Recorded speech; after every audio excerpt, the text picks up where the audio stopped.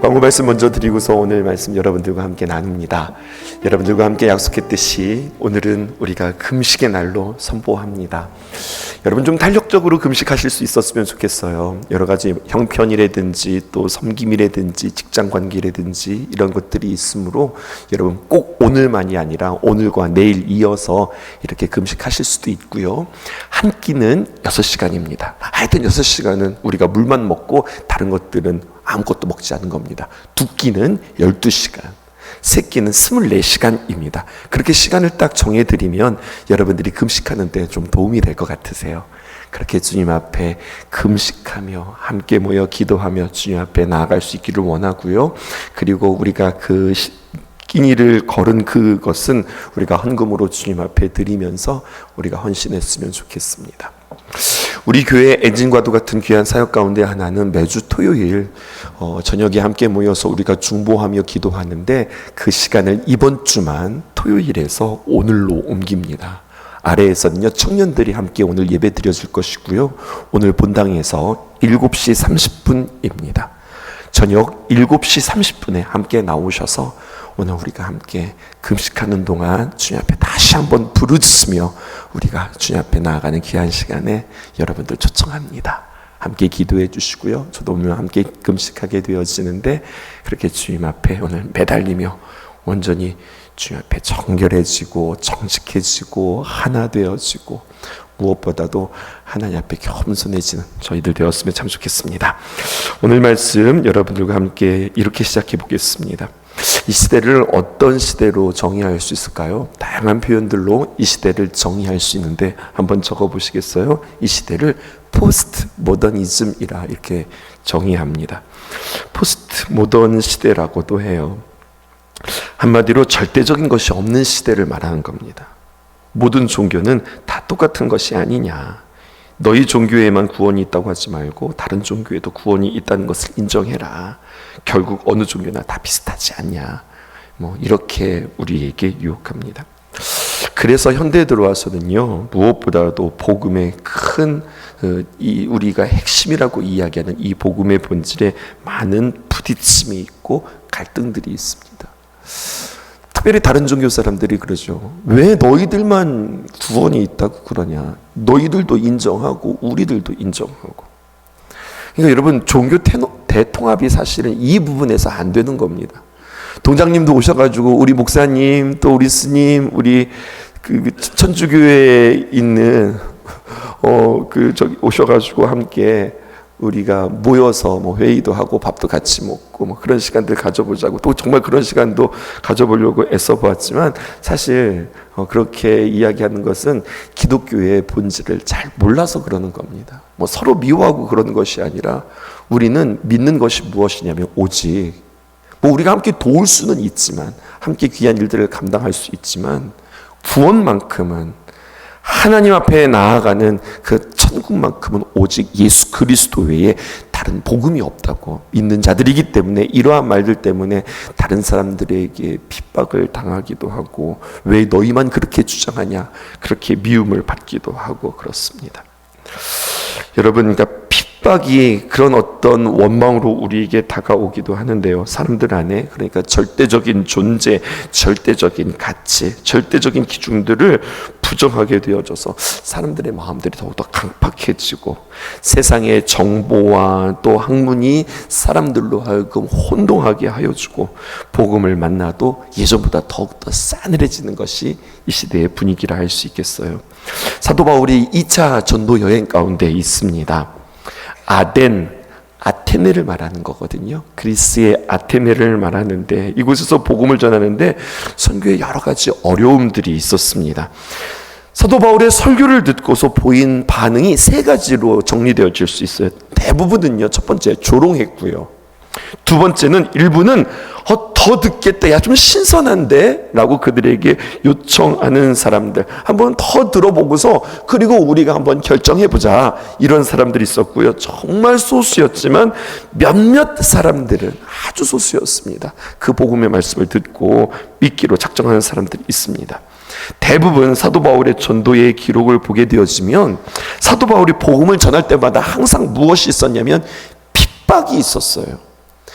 핍박이 있었지만 여러분, 복음을 받아들이고 믿는 사람들이 생겼는데 그냥 몇몇 믿는 사람이 있는 것이 아니라 핍박과는 다르게 믿는 사람들이 참 많이 있었어요. 그게 성경에 기록되어져 있어요. 그런데 이 아테네서만큼은요, 몇 사람만 복음을 믿었다고 이야기했어요. 많았다는 말이 없습니다. 32절에서 34절 보겠습니다.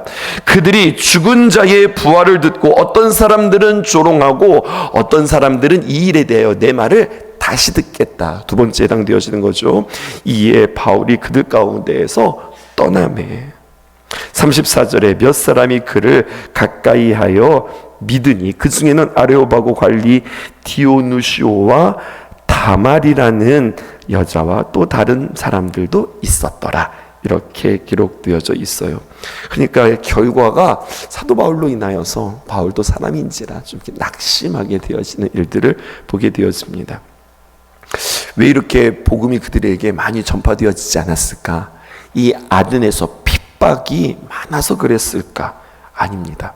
놀랍게도요, 여러분, 이 아덴에서는 핍박이 없었습니다. 신기하죠? 핍박이 없었습니다. 오히려 마음껏 전도할 수 있는 기회를 얻었습니다. 바울은요, 아덴시의 회의가 열리던 장소 아레오바고에 공개적으로 전도하라고 하는 요청도 받았어요.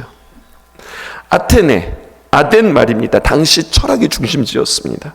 바울, 너도 말하는 게 또 하나의 철학과 같은데 많이 배운 사람이라고 우리 알고 있는데 한번 이야기 좀 해봐라. 이렇게 이야기하는 거죠. 다른 곳에서 전도했던 과는 다르게 지금 사도 바울의 말을 또 하나의 철학으로, 또 하나의 연설로 받아들이는 거예요. 그러니까 사도 바울은 논쟁으로 그들에게 복음으로 그들을 굴복시킬 수 없었던 겁니다. 그래서 나중에 고린도전서 1장 20절에서 23절에 그 당시를 회고하면서 이렇게 이야기합니다.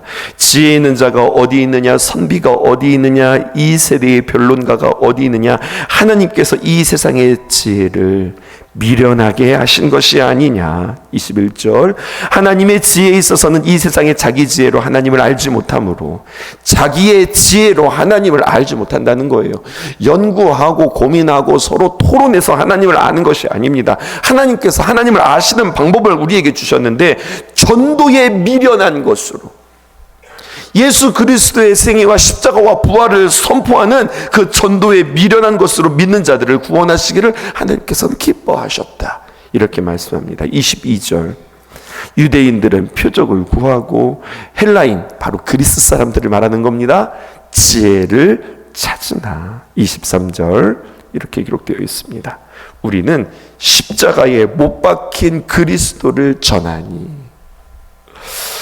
그가 아덴에서 철학자들과 함께 토론하고 논쟁했던 기억 때문에 이 고백을 쓰게 되었는데요. 왜 이렇게 사도 바울이 전도하는데 어려움이 있었을까요? 핍박이 있어서가 아니라 오히려 아테네에서는 핍박을 받지 않았고요. 오히려 내 마음껏 네가 하고 싶은 대로 한번 이야기를 해봐라, 이랬던 것이 아덴입니다.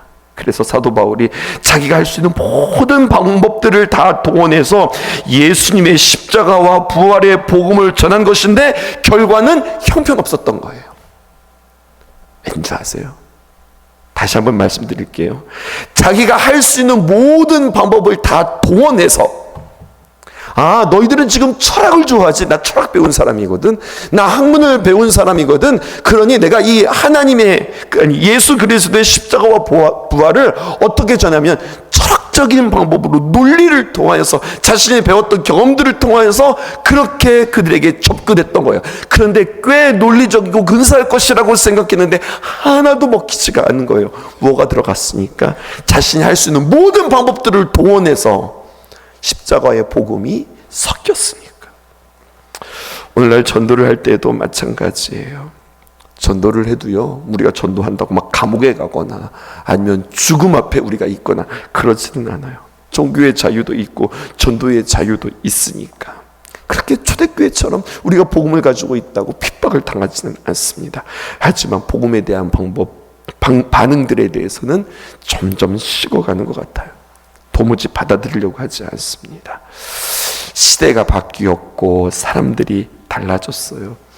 정도의 방법이 문제여서가 아니라 전도 메시지가 달라지지 않았기 때문이 아닙니다.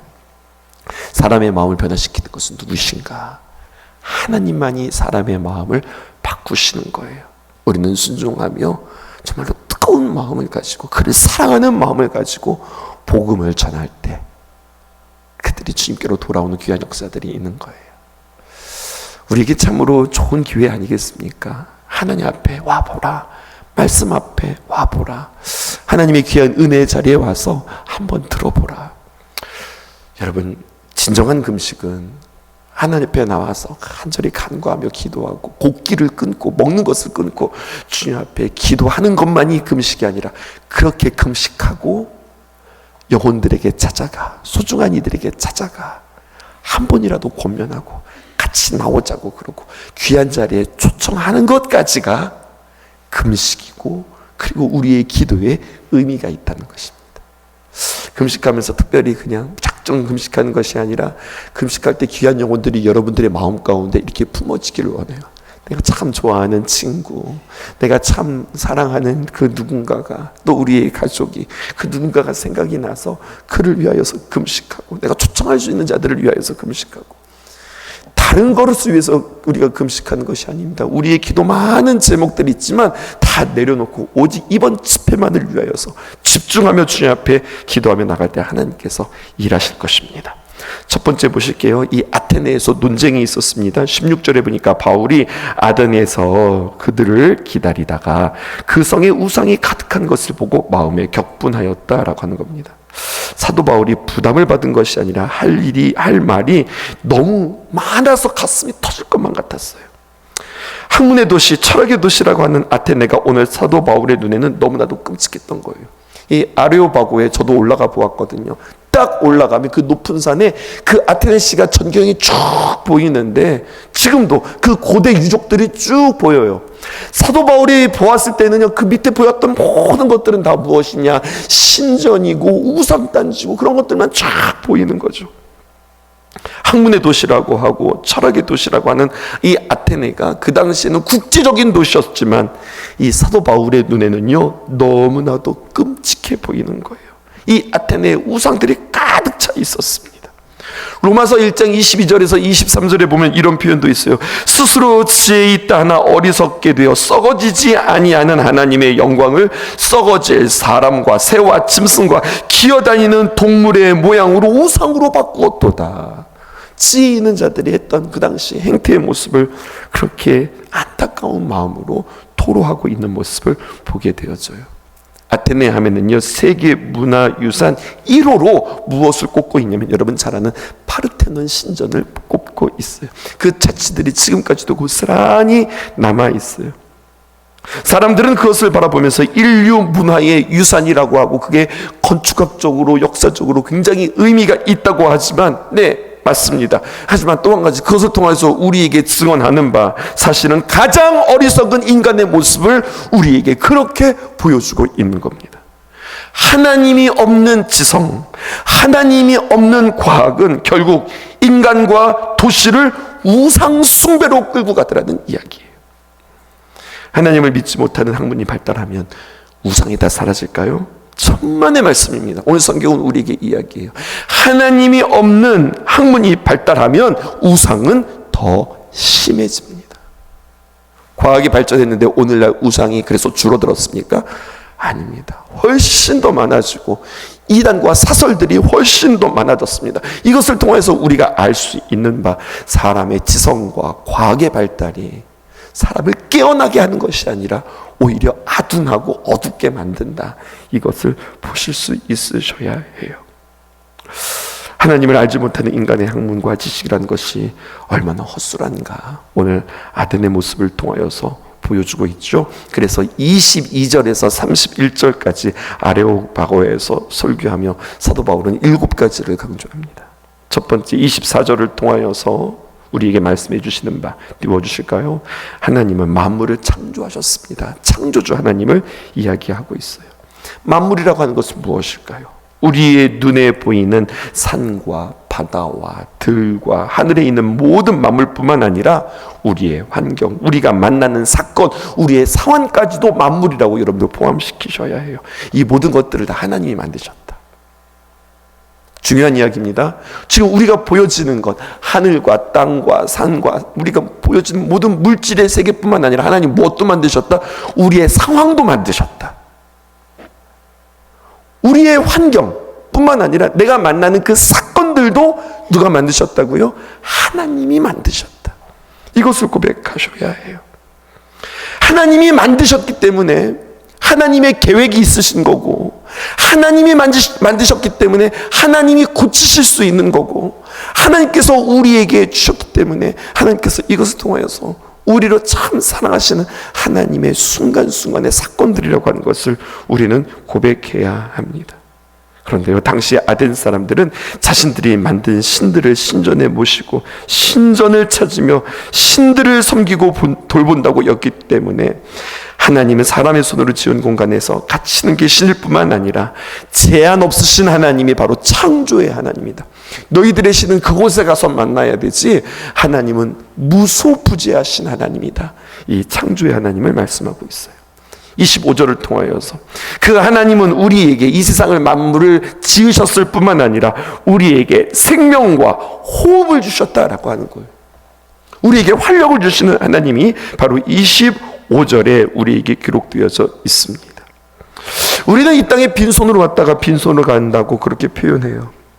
우리는 적신, 실오라기 하나도 걸치지 않고 태어나서 아무것도 가지지 못하고 가는 존재라고 그렇게 이야기해요. 그런 우리에게 하나님께서 이 땅에 살아가는 가운데 생명을 주시고 호흡을 주시고 힘을 주심으로 말미암아 잘 살아봐, 이것뿐만 아니라 내가 잘 사는 것은 내 몸뚱아리 하나 건사하는 것, 이것이 잘 사는 것이 아니라 그 생명의 호흡과 그 힘을 가지고 그 누군가를 돕고 그 누군가를 세우고, 우리는 선포하며 이야기하듯이 우리가 예배자가 되어지는 것은 내가 주님 앞에 예배로 드리는 말미암아 하늘의 풍성한 것을 누리는 것뿐만 아니라 그 누군가를 예배자로 세워주어서 내가 누리는 그 하나님의 풍성함을 너도 누리기를 원해. 이 사명 가지라고 우리에게 호흡과 우리에게 힘과 우리에게 하늘에서 올라온 복을 주신다고 하는 사실을 기억하셔야 돼요.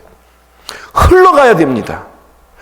우리 안에 가두어두면 그 사람은 사해와 같은 사람이 되는 겁니다. 받은 은혜가 반드시 나를 통하여서 흘러가게 되어지고 내가 세워지고 다른 사람이 세워지는 일들에, 내가 주님으로부터 감싸움을 받았다면 나는 세상에 나가 그 누군가를 감싸 안는 사람 되라고 우리에게 호흡과 생명을 주신 하나님이라 우리에게 이렇게 이야기합니다.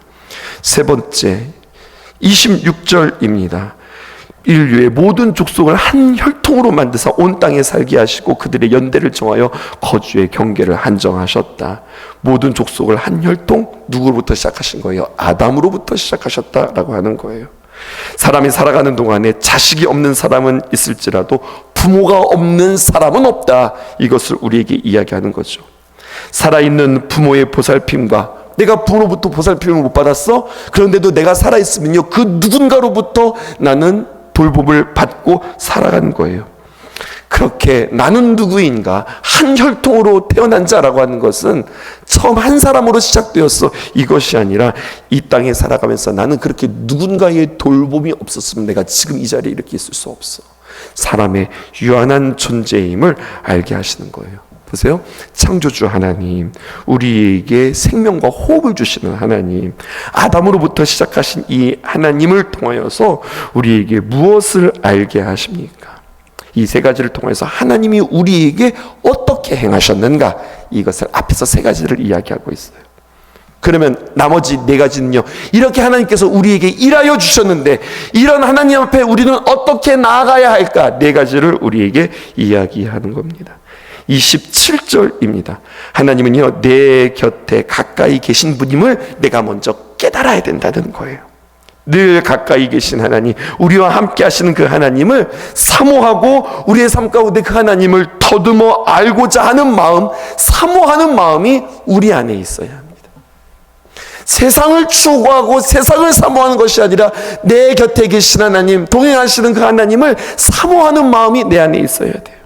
이게 27절에 있는 말씀이고 28절과 29절은 성경이 우리에게 말씀하시는 바 너희는 하나님의 자녀라, 하나님의 형상으로 지음받은 자녀라 라고 이야기해요. 이것은 우리에게 특권이죠. 동시에 하나님의 귀한 형상을 닮은 우리라, 이것은 사명입니다. 하나님의 형상으로 닮은 우리기에 하나님의 귀한 형상이 나를 통해서 비추어 나가야 되는 거예요. 저는 이것을 해와 달로 늘 표현하죠.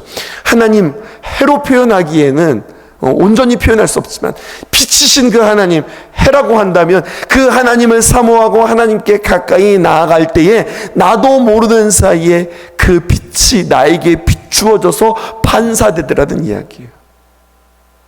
다른 자체가 빛을 내는 광명체가 아닌 거 아시죠? 반사체인 거죠. 그러니까 하나님 앞에 가까이 나갈 뿐이었는데 어느새 나에게도 빛이 있어서, 여러분 달밤이라고 하는 표현이 있잖아요. 해가 없는데 달이 떴는데 근데 환하게 뜨면은요 이 세상이 환하게 비춰지더라는 이야기예요. 이것이 우리의 사명이라. 하나님의 귀한 형상에 따라 닮은 우리는 그 하나님의 귀한 형상이 세상 사람들에게 비추어줘 내가 하나님은 모르겠지만 너를 통하여서 하나님이 누구신지 알겠다, 이렇게 고백되어지는 삶으로 살으라고 주님께서 우리를 부르셨다는 거예요. 여섯 번째, 그리고 하나님은요 복음을 듣게 하시고 우리로 하여금 회개하게 하시는 삶을 살기를 원하시는 거예요. 30절에 알지 못하는 시대에는 하나님이 간구하셨거니와 이제는 어디든지 사람에게 다 명하사 회개하라 하셨으니, 하나님을 망각하고 인생의 주인으로 살아간 우리에게 하나님께 나아가는 자세는 뭐라고요? 언제나 우리를 정결케 하시는 그 하나님 앞에 회개하면서 나가고요. 마지막 31절을 통하여서 우리가 하나님 앞에 귀한 관계를 맺으면서 늘 기억해야 되는 가장 귀한 지혜는, 우리를 하여금 지혜롭게 만드는 것은 바로 무엇이냐? 여러분 31절이 제일 중요합니다. 우리의 삶에는 반드시 끝이 있다. 우리는 지금 끝을 향하여서 나아가고 있다. 우리는 반드시 언젠가 주님을 만날 날이 있다. 그냥 주님을 만나서 안녕하세요 인사하는 것이 아니라 그 주님과 만나는 그날에는 우리의 삶에 대하여 주님께서 계수하여 주시고 심판하여 주시고 우리의 삶에 대하여서 복을 주시고 우리의 삶을 카운트하는 그날이 우리에게 있다는 사실이죠. 회개의 촉구는요, 아까 여섯 번째, 단순히 우리의 삶에 들어오시는 하나님일 뿐만 아니라 우리에게 반드시 삶의 끝이 있고 그 끝에는 하나님의 심판과 또 하나님께서 우리에게 하늘의 영원한 것으로 우리에게 갚아주시는 하늘의 놀라운 복이 있음을 우리가 깨닫는다면 우리는 이 세상에서 무엇이 중요한디? 여러분, 옛날 곡성이라고 하는 그 영화에서 나왔던 유명한 대사죠. 무엇이 중요한 것인가, 이것을 우리는 분별하면서 살아갈 수 있다는 거예요. 심판주이신 그 주님을 망각하면 우리는 뭐가 중요한지 모르고 헛된 것을 중요한 것으로 여기고 살아가는데, 나는 이 세상에서의 삶이 다가 아니지, 이 세상은 잠깐이지, 그리고 영원한 천국이 진짜지, 이것을 알게 되어지면 무엇이 중요한지를 알게 되어지고 내가 이 땅에서 무엇을 위하여서 살아가야 될지를 무엇인지를 우리가 환하게 알 수 있다는 사실. 오늘 그 은혜들이 저와 여러분들에게 있기를 주님의 이름으로 축복합니다. 기도하겠습니다. 예배하는 사람들 속에 아버지의 마음이 들리네. 사랑하는 나의 자녀들에게 나눠주라고 하시네.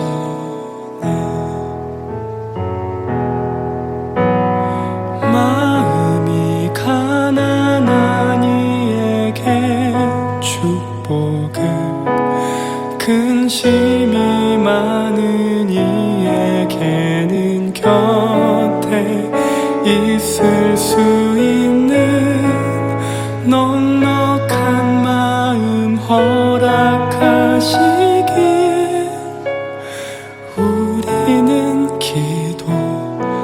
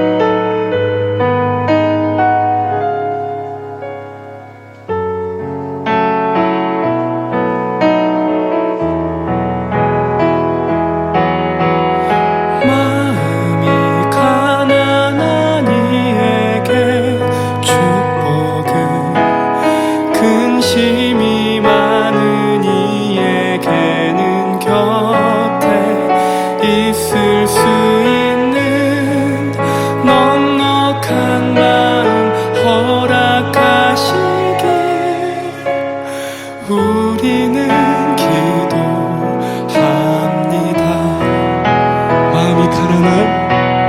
마음이 가난한 이에겐 축복을, 근심이 많은 이에게는 곁에 있을 수 있는 넉넉한 마음 허락하시길. 한 번 더 우리 같이 찬양합시다. 마음이 가난한 이에게 축복을, 마음이 가난한 이에겐 축복을, 근심이 많은 이에게는 곁에 있을 수 있는 넉넉한 마음 허락하시길. 우리는 기도합니다.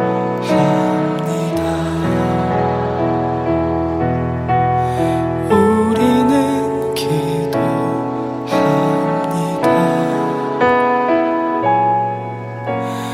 우리는 기도합니다.